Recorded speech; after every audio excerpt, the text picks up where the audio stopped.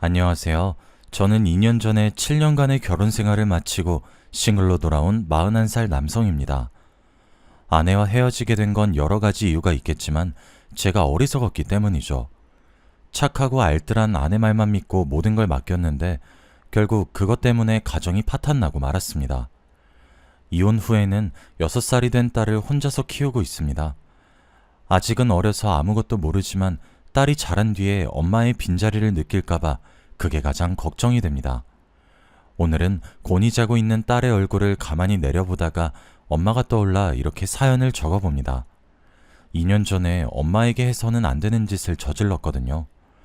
부모가 되어보니 엄마가 저 때문에 얼마나 많은 마음고생을 했는지 알 수 있게 되었죠. 제 아버지는 초등학교 3학년 때 아사고로 돌아가셨습니다. 그때부터 엄마가 외동아들인 저만 보고 살아오셨죠. 여자 혼자 저를 키우면서 고생도 많이 하셨습니다. 하지만 엄마는 강하고 억척스러운 여장부셨습니다. 아버지가 살아계실 때는 두 분이서 식자재 도매상을 운영하셨거든요. 그런데 아버지가 돌아가시자 엄마가 혼자서 직원들을 부리면서 장사를 하셨습니다. 엄마는 알뜰하기로는 둘째가라면 서러울 정도였습니다. 10원 한 장도 함부로 쓰지 않으셨지만 저희들보다 가난한 사람들을 보면 아낌없이 도와주셨어요. 매달 정기적으로 고아원에 후원을 하셨고 자선단체에도 기부를 하셨습니다. 제가 왜 기부를 하냐고 물어보니까 엄마가 이렇게 말씀하셨습니다. 기부는 조금이라도 여유 있으면 해야 하는 거야. 가난한 사람을 돕는 건 나라에서 하는 게 아니라 같이 살아가는 이웃들이 서로를 도와줘야 한단다. 그러면서 제게 친구가 가난해 보인다고 놀리면 안 된다고 몇 번이나 말씀하셨죠. 제가 장난으로 친구들한테 가난해서 그러냐고 놀렸다고 엄청 혼이 났었거든요. 엄마는 자식인 제겐 엄마셨지만 이웃들에겐 한없이 인자한 분이셨어요. 가정교육에 엄격한 엄마 덕분에 저는 한 번도 삐뚤어지지 않고 학창시절을 보내게 되었습니다. 대학까지 졸업한 뒤 선배가 운영하는 벤처회사에 들어가게 되었죠. 벤처회사의 대표는 대학 시절부터 친하게 지내던 동아리 선배였습니다. 고민하지 않고 취업 대신 창업을 선택할 정도로 괴짜라서 과 동기 애들이 또라이라고 부르기도 하였습니다. 그 선배가 술을 먹을 때마다 마음에 남을 만한 명언을 해서 열정 넘치는 후배들이 좋아했던 것 같습니다. 선배가 했던 명언 중에 제가 기억하고 있는 명언이 한 가지 있는데요. 세상에는 두 가지 부류의 사람이 있어. 이미 만들어 놓은 길을 따라서 가는 사람과 없는 길을 만들면서 가는 사람이지. 나는 후자를 택하겠어. 선배가 이 말을 남기고 정말로 회사를 차려서 깜짝 놀랐습니다. 역시 천재는 실천력마저 남다르다고 생각했죠. 컴퓨터 프로그램을 전공했던 선배는 대학 시절부터 획기적인 아이디어를 자주 내놓았습니다. 미혼 남녀를 연결해주기는 소개팅 어플이 아직까지 대세일 텐데요. 선배가 그 소개팅 어플의 시초자였습니다. 그래서 선배가 남 밑에 들어가서 일하는 것보다 자기가 생각해낸 아이디어로 돈을 벌 수 있었던 것 같아요. 지금이야 그런 어플들이 많이 있지만 그 당시에는 정말 말도 안 되는 소리라고 외면당했습니다. 얼굴 한번 본 적 없는 남녀가 만날 거라고 상상조차 못했던 거였죠. 오히려 사람들의 경계심이 더 심해질 거라고 여겨졌습니다. 회원들의 신상을 철저하게 관리하는 결혼정보 회사들조차 정보를 사고 파니까요. 악의적인 사기꾼들이 판을 치는 마당에 모바일 앱을 통해 배우자를 찾으려는 사람들은 없을 거라고 생각했습니다. 하지만 선배는 포기하지 않았고 실패를 거듭한 끝에 앱을 만들어냈습니다. 지금은 이 어플이 젊은 사람들한테 큰 인기를 끌고 있죠. 저는 선배가 이끄는 회사에서 광고 영업과 마케팅을 담당했습니다.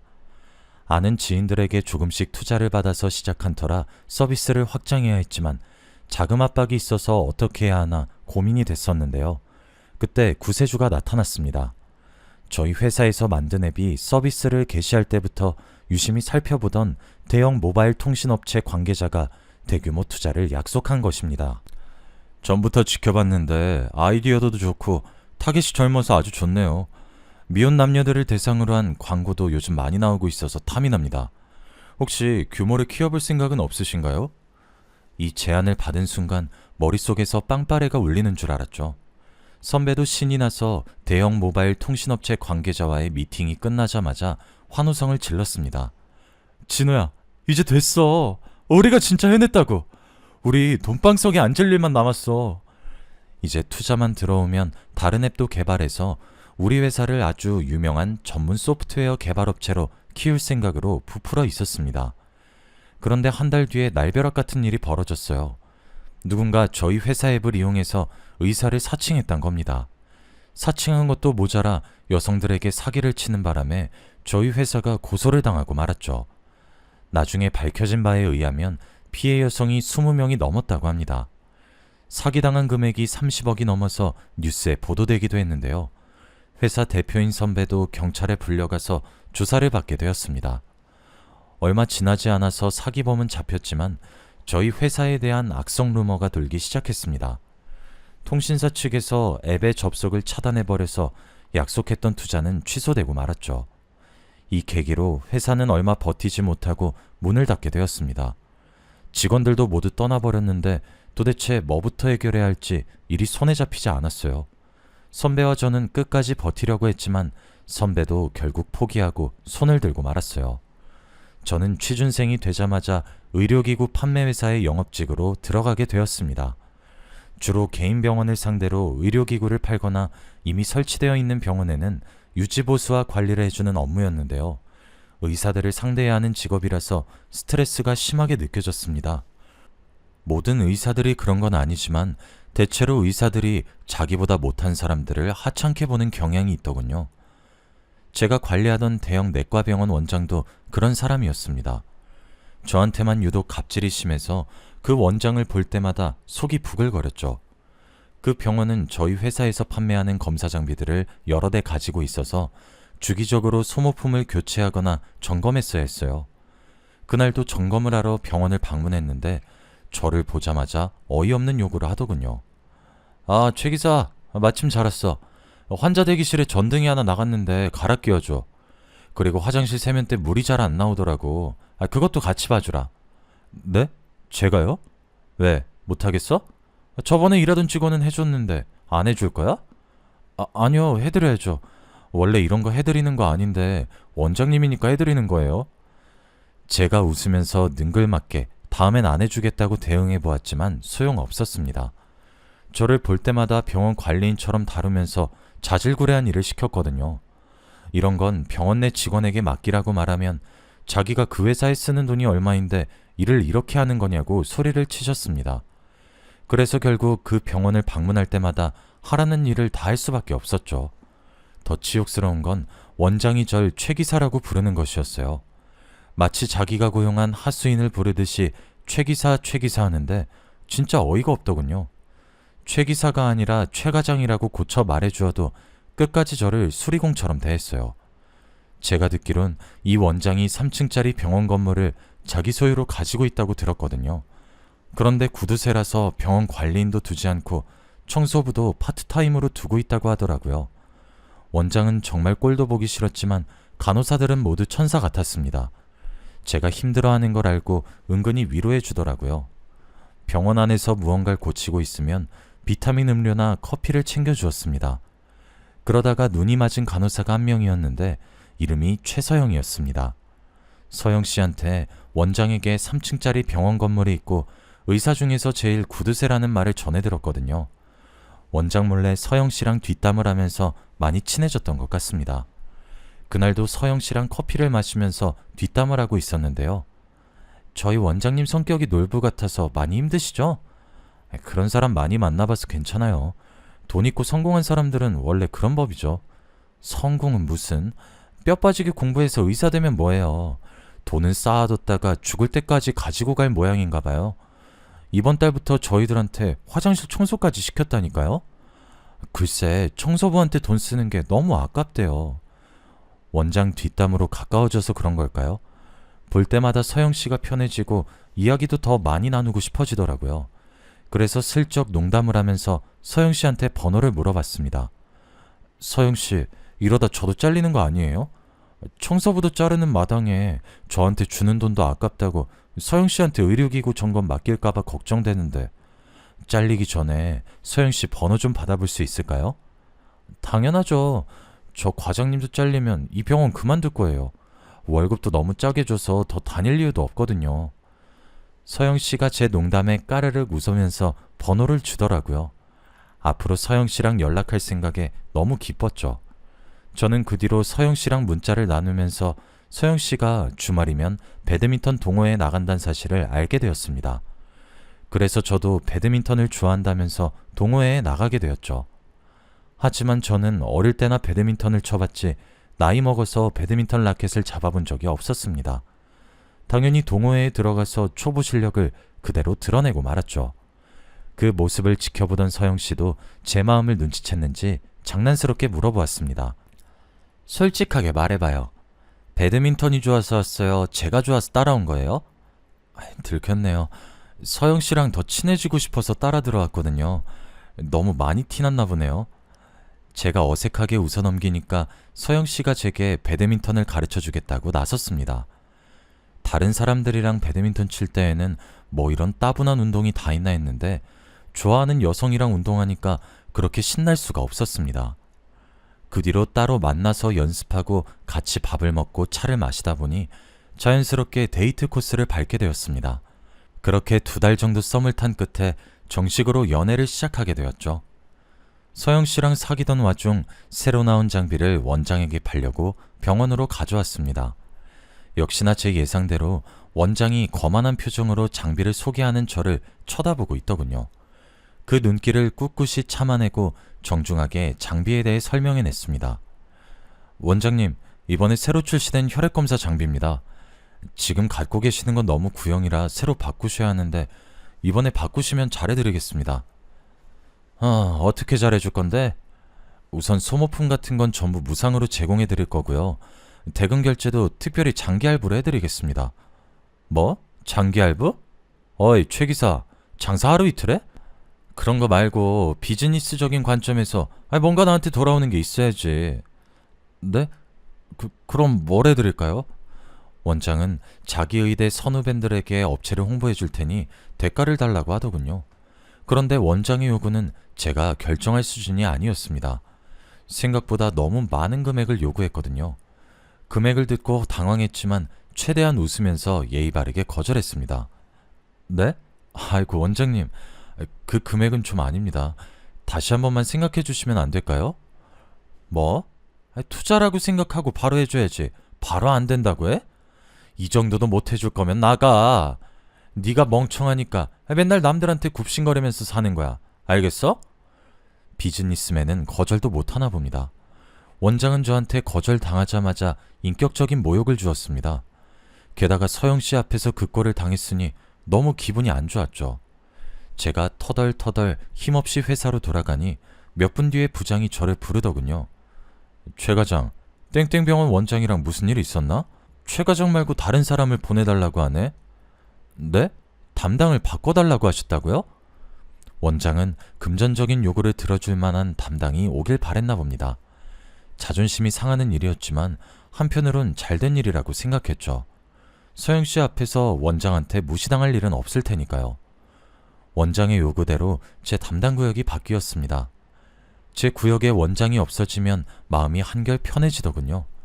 원장에게 쏟을 에너지를 서영 씨에게 쏟을 수 있어서 좋았습니다. 그렇게 서영 씨와 1년 정도 연애를 하다가 부모님께 서영 씨를 소개하는 자리를 가졌습니다. 저희 엄마가 관상에 관심이 많이 있어서 오목조목 따져보시는 걸 좋아하셨거든요. 서영 씨를 진지하게 만나고 있어서 엄마가 어떻게 보실까 기대가 됐습니다. 다행히 엄마가 서영 씨를 보자마자 마음에 들어 하시더라고요. 눈매가 아주 선하고 착해 보이는구나.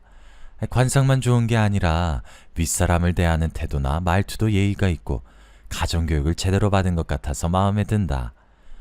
엄마가 좋은 사람인 것 같다고 칭찬하니까 저도 괜히 기분이 좋아졌습니다. 서영 씨와는 한 달 뒤에 결혼식을 올리기로 하고 결혼식 준비를 하고 있을 때였어요.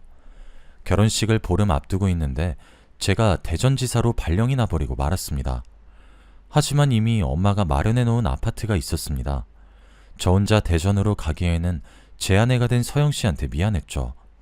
우리 아내를 두고 주말 부부로 지낼 수 없어서 대전에서 출퇴근하기로 결정했습니다. 하지만 아내는 결혼 후에 시댁살이를 자청했어요. 아니야, 우리 굳이 여기 살 필요 없잖아. 우리 신혼집은 전세로 돌리고 그 돈으로 대전에서 방 얻어서 지내.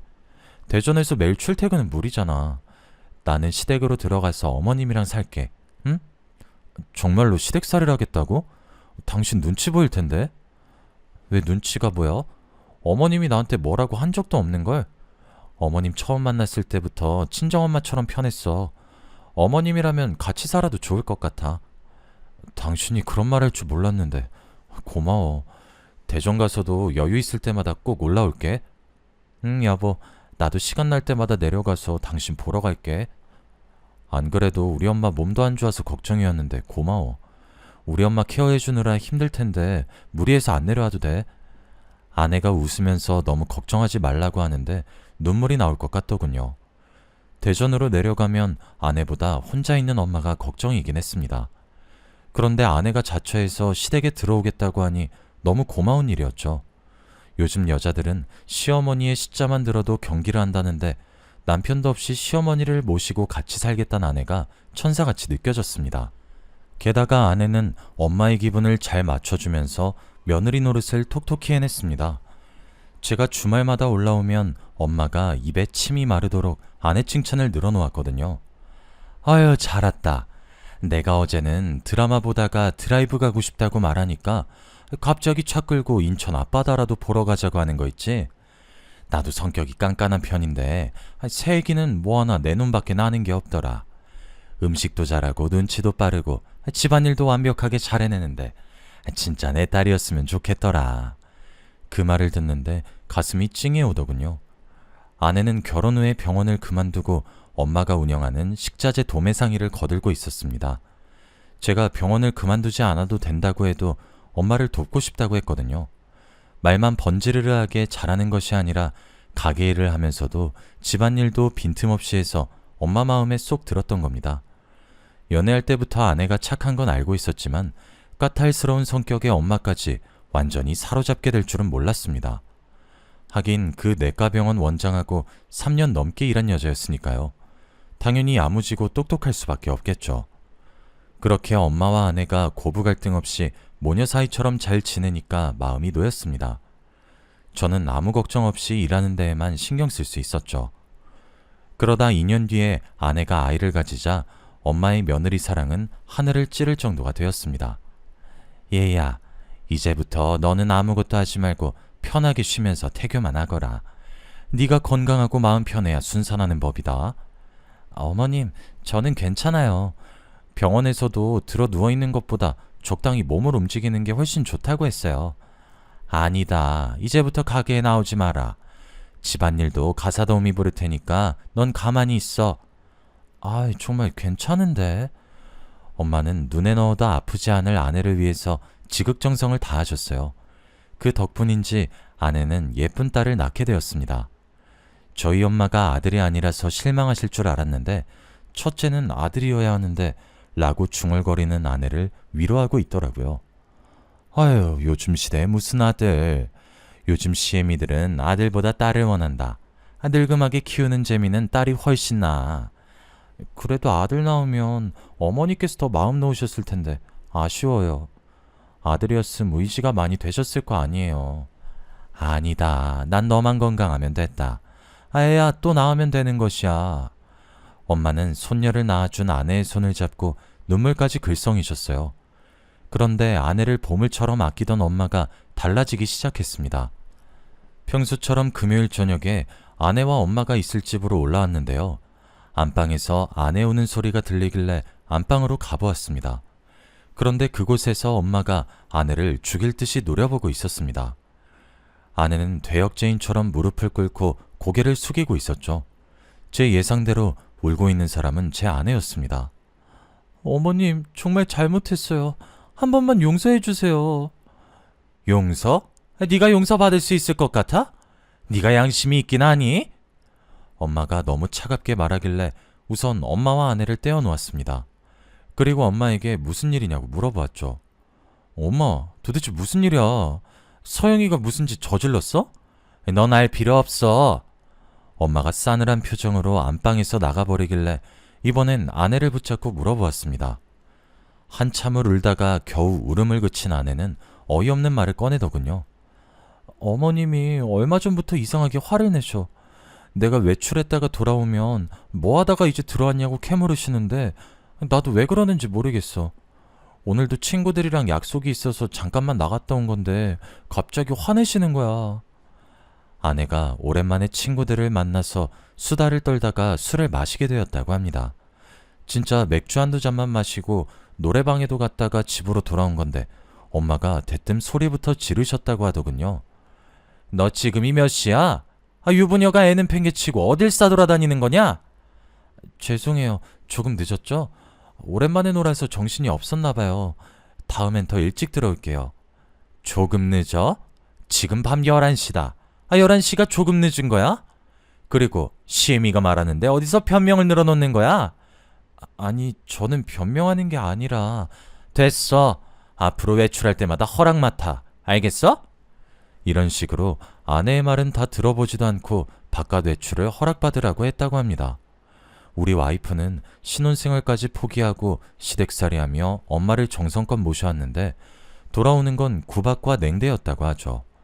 그 생각이 들자 갑자기 서러워져서 눈물이 나왔다고 합니다. 전 이해할 수 없었어요. 제가 아는 엄마는 아내가 친구들이랑 술을 마시고 늦게 들어왔다고 며느리를 모질게 대할 뿐이 아니었거든요. 그래서 다음날 엄마에게 물어보았습니다. 엄마, 어제 설마 집에 늦게 들어와서 그렇게 혼낸 거야? 유부녀는 집에서 애만 봐야 하는 건 아니잖아.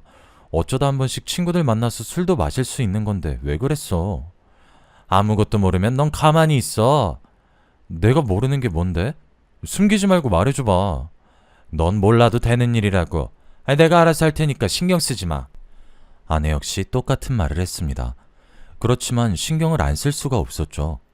집안 분위기는 그야말로 시베리아 벌판처럼 싸늘해져 있었거든요. 예전이랑 다르게 엄마와 아내가 한마디도 하지 않았고 엄마가 아내를 쳐다보는 눈빛이 너무 무서웠습니다. 아내를 딸같이 생각하며 늘 미소 짓던 때가 생각나지 않을 정도로 엄마가 아내를 볼 때마다 얼굴을 찡그렸고 조금만 잘못해도 소리를 지르셨습니다. 저는 둘 사이에 끼어서 이유도 모르고 미칠 지경이었죠. 그런데 몇 달 뒤에 뜻밖의 일이 생겼습니다. 엄마 위에서 종양이 발견됐다는 것이었어요. 조직검사 결과 악성 종양이라 그냥 놔두면 암으로 변할 수 있다고 위의 일부를 잘라내야 했습니다. 얼른 휴가를 내고 엄마와 같이 병원에 가보니 의사 선생님도 이를 발견한 게 천만다행이라고 하셨죠. 조기에 발견해서 다행입니다. 위를 조금 잘라내긴 해야 하지만 나중에 생활하시는데 큰 불편함은 없으실 거예요. 엄마랑 저는 위를 얼만큼 잘라내야 되냐, 잘라내도 잘 먹을 수 있냐, 별 걱정을 다 했지만 의사는 웃으면서 안심하라고 했습니다. 다행히 수술이 잘 끝났고 엄마는 한 달에 한 번씩 병원을 다니는 것 외에는 큰 움직임이 있어서는 안 됐습니다. 그래서 운영하던 도매상도 믿을 만한 지인에게 맡겨버렸죠. 수술을 하고 회복 중인 환자여서 그런지 엄마는 전보다 아내에게 신경질적으로 대했습니다. 사소한 일에도 화를 내는 건 기본이었고 쌍욕을 하는 일도 빈번했습니다. 그때마다 아내가 고개를 숙이고 눈물을 흘리자 보다 못한 제가 나서서 엄마에게 따지게 되었습니다. 엄마, 왜 자꾸 그러는데? 왜 며느리를 못 잡아먹어서 안달이냐고. 전혀는 욕먹어도 싸. 그리고 넌 가만히 있으라니까. 넌 아무것도 모르면서 왜 제 편 드는 거니? 엄마가 이번에도 아내를 몰아세우면서 왜 그러는지 이유는 말해주지 않았습니다. 엄마와 아내의 사이는 벌어질 대로 벌어졌는데 그 이유를 알려주지 않으니 가슴만 답답해졌죠. 하지만 저도 그 이유를 알게 되었습니다. 제가 엄마의 비밀을 알게 된 날은 엄마의 생신날이었습니다. 아내가 엄마를 위해서 미역국을 끓이고 상다리가 부러질 정도로 거하게 생신상을 차린 날이었죠. 아내가 엄마를 상석에 앉힌 뒤 수저까지 예쁘게 세팅해주며 말하였습니다. 어머님, 차린 건 없지만 많이 드시고 어서 건강 회복하세요. 엄마 표정이 안 좋길래 제가 엄마보다 더 좋아하면서 아내의 상차림을 칭찬하기 시작했습니다. 이야, 당신 이 많은 걸 언제 준비했어? 정말 수고했어. 우리 서영이가 엄마 위해서 만든 거래. 한번 먹어봐. 당연히 엄마도 아내의 정성에 감격하거나 그동안 폭력적으로 군 걸 미안해할 줄 알았는데 안 그러더군요. 화를 참느라 거칠게 숨을 내쉬더니 갑자기 아내에게 밥그릇을 집어던지셨습니다. 이런 발칙한 것! 이젠 하다하다 나를 죽이려고 드는 거냐? 이 처죽일년아!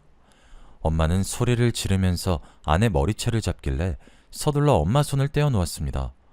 엄마 왜 그래? 서영이 다쳐! 제가 아내를 감싸자 엄마가 생신상을 엎어버리면서 욕을 내뱉기 시작했습니다. 꼴도 보기 싫으니까 당장 나가! 아내에게 고함을 지르는 엄마는 제정신이 아닌 사람 같았습니다. 처음 보는 엄마의 모습에 겁이 나고 무서웠죠. 그래서 엄마가 잠잠해질 때까지 기다렸다가 아내와 함께 난장판이 된 집안을 치웠습니다. 바닥에 널브러진 음식을 줍다가 아내가 갑자기 눈물을 터뜨리며 제게 고백했죠. 여보, 나 더 이상 못 버티겠어. 뭐? 갑자기 무슨 소리야? 그동안 무슨 일 있었어? 그동안 당신한텐 숨기고 있었는데 이젠 말해야 되겠어. 아무래도 어머님이 치매인 것 같아. 당신도 봐서 알겠지만 작년부터 너무 달라지셨어. 아내의 말에 하늘이 무너지는 것 같은 절망감을 느꼈습니다. 누가 봐도 엄마의 행동이 이상해 보였지만 치매라고는 생각하지 못했습니다. 그런데 왜 숨겼어? 여자들 간의 문제라며. 어머님이랑 병원 가서 검사해봤거든. 그런데 치매라고 하는데 끝까지 거부하시더라고.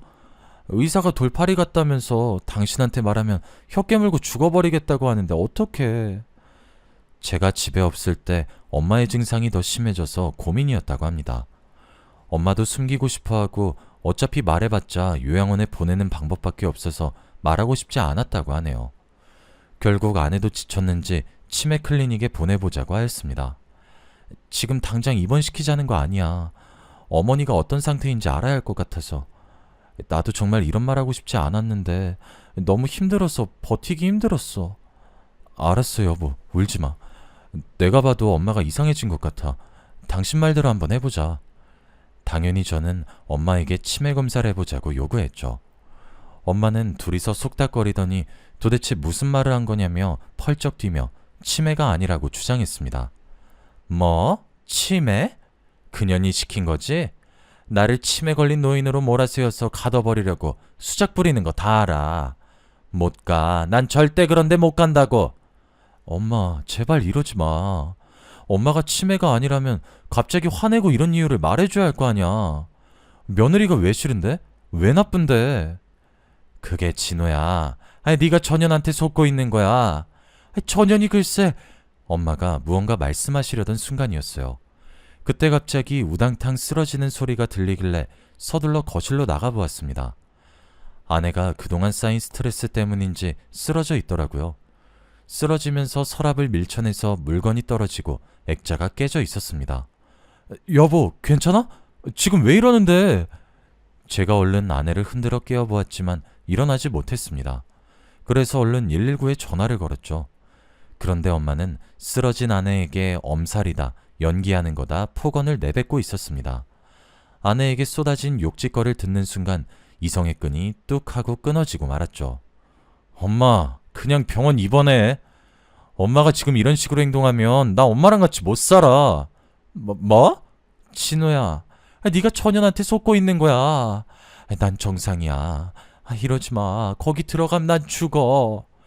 끝까지 아내를 탓하고 욕하다니 더 이상 엄마 편을 들 수 없었습니다. 그 길로 구급차에 아내를 태우고 요양원에서 온 구급차에 엄마를 태웠는데요. 엄마는 저를 붙들고 아내가 바람을 펴서 그랬다고 애원했지만 듣지 않았습니다. 저는 요양원 직원들과 같이 엄마를 구급차에 태워버렸죠. 게다가 검사 결과가 나왔단 문자를 보고 병원에 가보니 엄마가 치매라고 했습니다. 치매가 확실한가요? 다시 한번 검사해보는 건 안 되죠? 다시 할 필요도 없습니다. 원래 치매 환자들의 가장 큰 특징이 자기는 절대 치매가 아니라고 하는 거거든요. 그것만 봐도 어머님의 치매 증세가 상당히 진행된 것 같습니다. 담당 의사는 엄마에게 입원이 필요하다면서 입원과 관련된 여러 가지 서류를 보여주었습니다. 저는 그 서류들에 사인을 해주었죠. 그리고 집으로 돌아가 아내와 술 한잔하면서 진지한 대화를 나누었습니다. 여보, 그동안 고생 많았어. 난 그것도 모르고 당신 오해했잖아. 아니야, 돈 버는 당신이 더 힘들지. 우리 어머니니까 당연한 거라고 생각하고 참아왔어. 엄마 증상이 좋아지면 2주 만에 퇴원하기도 한데 만약에 우리 엄마 퇴원하더라도 잘 부탁해. 많이 힘들면 내가 대전 사는 곳으로 엄마 모시던가 할게. 괜찮아. 괜히 사는 환경 바뀌면 어머님한테 더 안 좋을 거야. 당신은 어머님 걱정하지 말고 일만 열심히 해. 여보, 진짜 고마워. 당신이 아니었으면 버티기 진짜 힘들었을 거야. 진짜로 아내 아니었으면 일부터 그만두고 엄마를 돌봤을 겁니다. 좋은 아내를 둬서 다행이었죠. 그래서 저는 아내만 믿고 대전으로 내려와 일을 하고 있었습니다. 그런데 보름 뒤에 엄마에게서 충격적인 문자가 날라왔습니다. 그걸 보는 순간 너무 놀라서 아무 생각도 안 들더군요. 그저 덜덜 떨리는 손으로 엄마에게 전화를 걸 수밖에 없었습니다. 문자 확인했니? 그게 그년의 본 모습이야. 우리 손녀딸 생각해서 이혼할까봐 죽을 때까지 입 다물고 있으려고 했는데 이젠 사실을 밝혀야 되겠다. 안 그러면 내가 그년 손에 죽게 될 테니까. 그 말을 듣자마자 바로 회사에 휴가를 내고 요양원으로 달려갔습니다. 병실에서 만난 엄마는 아주 평온하기 그지없었죠. 표정이며 말투까지 제가 알고 있는 엄마의 모습이 맞았습니다. 제가 멍하니 엄마를 바라보고 있으니 엄마가 앉으라며 옆에 있던 의자를 내어주었습니다. 긴 이야기가 될 테니 우선 앉아봐라. 그날 엄마에게 그동안 무슨 일이 있었는지 모두 듣게 되었습니다. 아내에게는 내연남이 있었던 것이었습니다. 엄마가 그 사실을 알게 된 건 손녀딸을 보게 된 후부터라고 했죠. 언젠가부터 외출이 잦아지고 남자와 전화통화를 자주 하고 있어서 이상하게 생각하고 있었다고 합니다. 그러던 어느 날 아내가 저녁 준비를 하는 동안 휴대폰으로 온 문자 메시지를 우연히 보게 되었다고 하죠. 남자가 사랑한다고 보낸 메시지를 보고 엄마는 외출한 아내를 몰래 따라 나섰습니다. 그리고 진짜로 아내가 내연남과 만나고 있는 것을 보고 아내를 불러서 추궁했다고 하는데요. 아내가 다른 남자도 아닌 전에 일했던 병원 원장과 내연 관계를 가지고 있었습니다. 그 원장은 저를 최 기자라고 갈구면서 갑질하던 놈이었죠. 내가 얼마나 무시당했는지 알고 있었으면서 그런 놈이랑 불륜을 저지르다니. 제가 분노에 휩싸여 입술을 꽉 깨물고 있자 엄마는 아내의 불륜을 제게는 비밀로 하고 덮어주기로 했다는 사실도 이야기해 주었습니다. 아내한테 지금이라도 정신 차리면 용서해 주겠다고 한 거죠. 우리 손녀딸 불쌍해서 가정 깨지는 걸 못 본다. 우리 아들 성격 알지? 네가 바람핀 거 하는 순간 봐주는 거 하나도 없을 거야.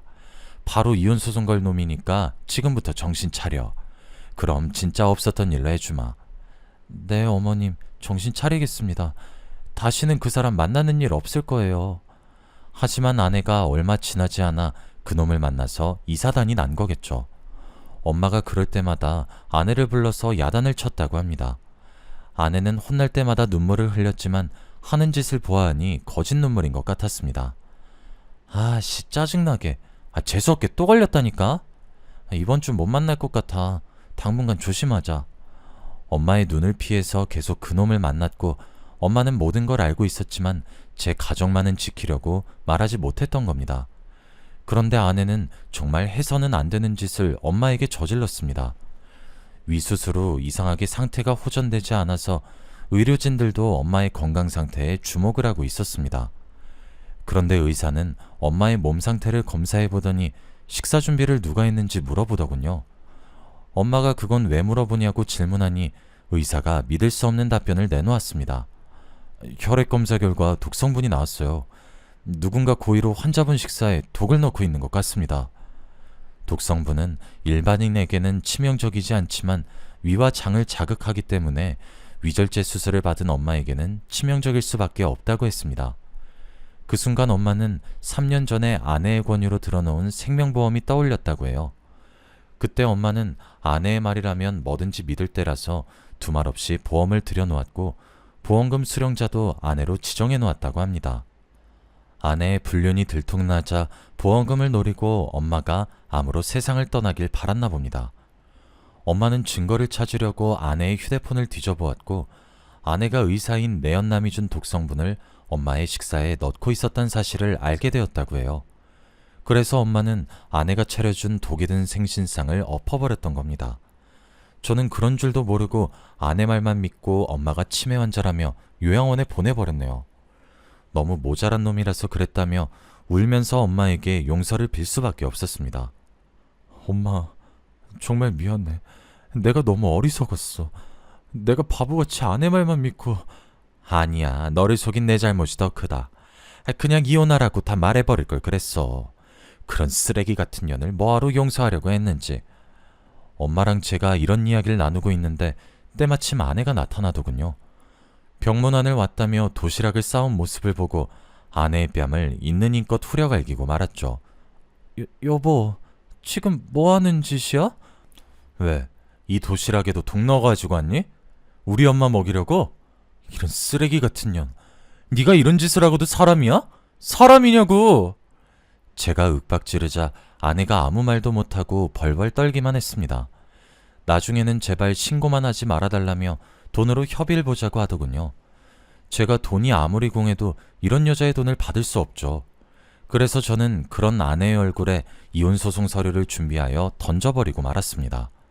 아내뿐만 아니라 인간 같지 않은 내연남도 작살내주었죠.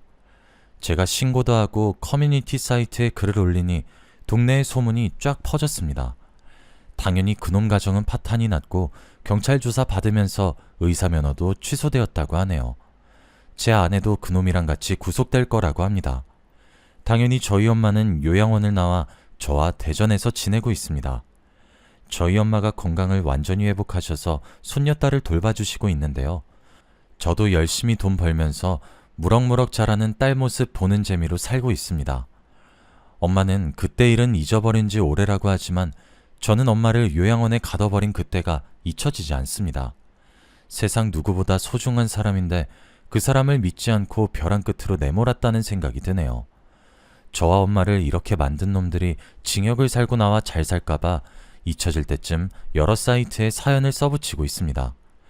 저는 그놈들이 잘 지내지 않았으면 좋겠거든요. 그래도 오늘은 이만하고 복수글을 줄여볼까 합니다.